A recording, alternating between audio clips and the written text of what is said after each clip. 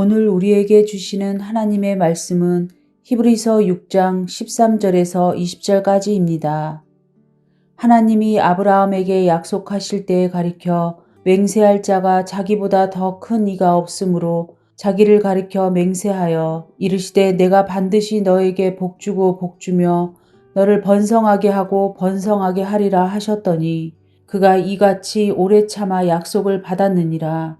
사람들은 자기보다 더 큰 자를 가리켜 맹세하나니 맹세는 그들이 다투는 모든 일의 최후 확정이니라. 하나님은 약속을 기업으로 받는 자들에게 그 뜻이 변하지 아니함을 충분히 나타내시려고 그 일을 맹세로 보증하셨나니 이는 하나님이 거짓말을 하실 수 없는 이 두 가지 변하지 못할 사실로 말미암아 앞에 있는 소망을 얻으려고 피난처를 찾은 우리에게 큰 안위를 받게 하려 하심이라.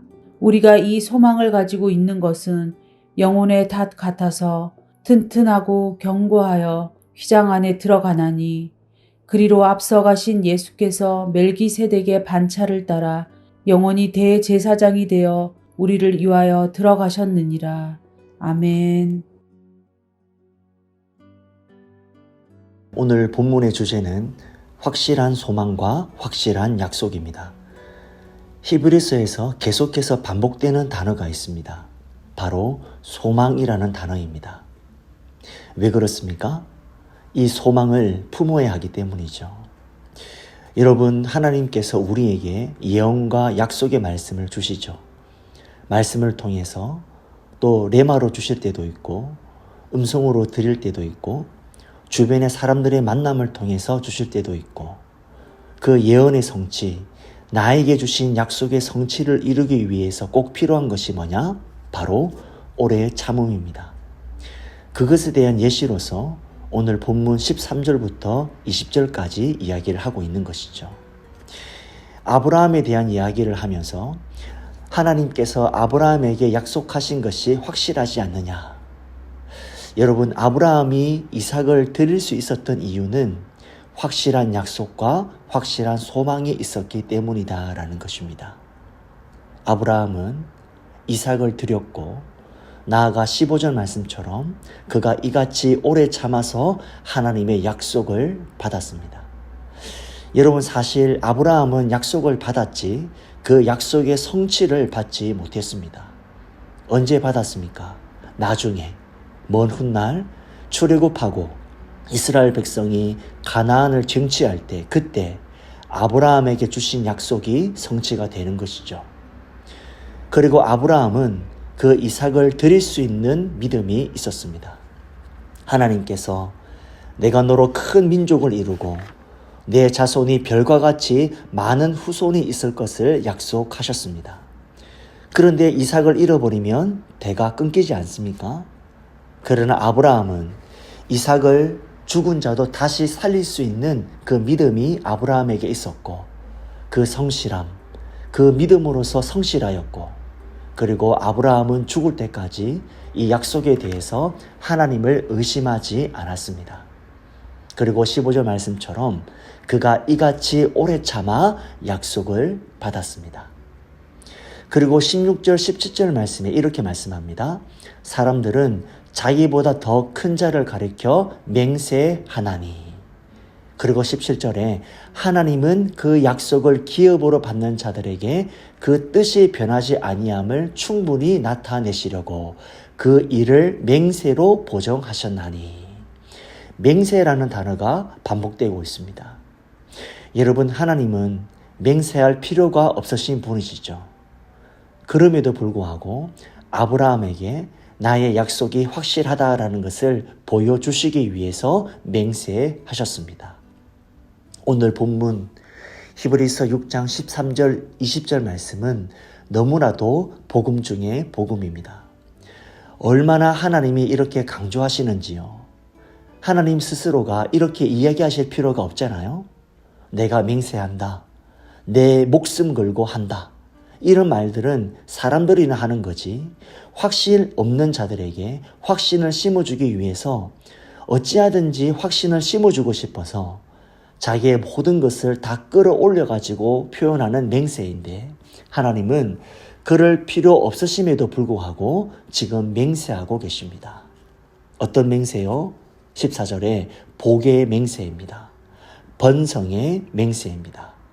그리고 18절 이렇게 말씀합니다. 이는 하나님이 거짓말을 하실 수 없는 이 두 가지 변하지 못한 사실로 말미암아. 이 두 가지가 무엇입니까? 바로 약속과 맹세이죠.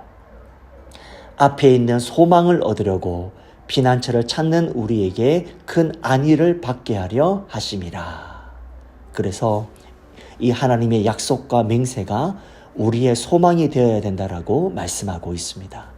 그러면서 그 소망이 우리를 흔들리지 않도록 한다. 오늘 이러한 표현이 있습니다. 바로 19절입니다.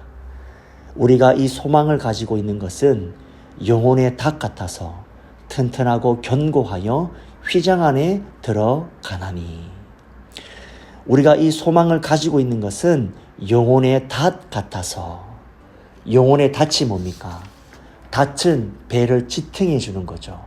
바로 앵카입니다. 닷은 배가 어디에 정박할 때 조류에 떠내려가지 않도록 바닷물 아래로 내려 바다에 걸리도록 하는 배를 고정하는 장치입니다. 특징이 무엇입니까?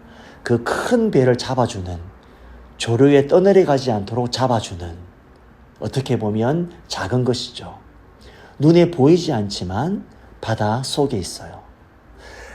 여러분, 우리가 신앙생활 할 때에 있어서 가장 힘든 것은 보이지 않는다라는 것이죠. 소망의 분명한 핵심과 소망의 무게는 우리가 볼 수 없어요. 영혼의 닻이 바닷속 밑에 있어요.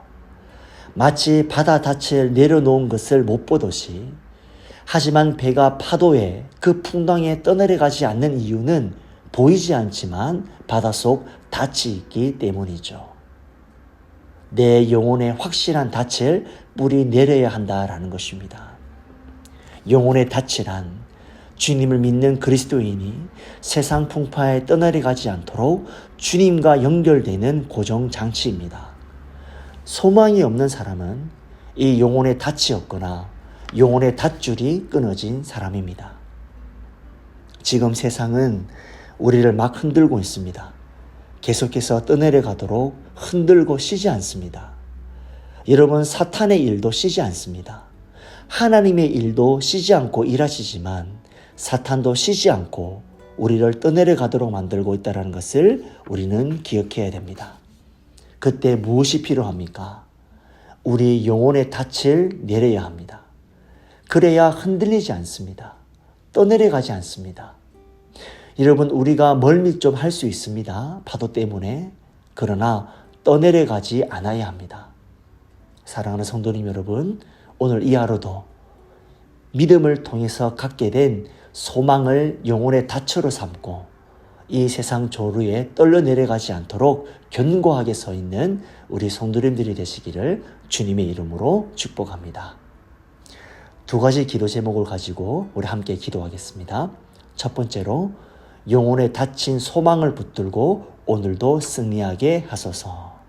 둘째, 선교 중에 있는 대학부 네팔 비전트리 팀의 모든 걸음을 인도해 주소서. 함께 기도하겠습니다.